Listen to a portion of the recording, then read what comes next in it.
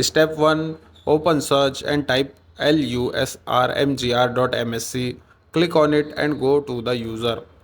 Click on administrator, untick account is disabled and click on OK.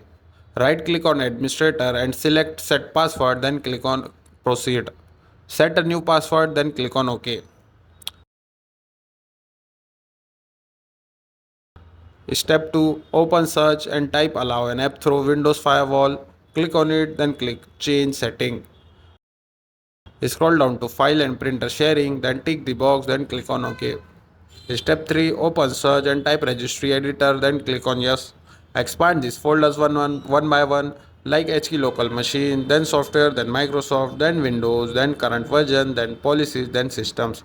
Right click on the white space and click on new, then click on divide value. Name it as local account token filter policy. Remember, spelling should be exact.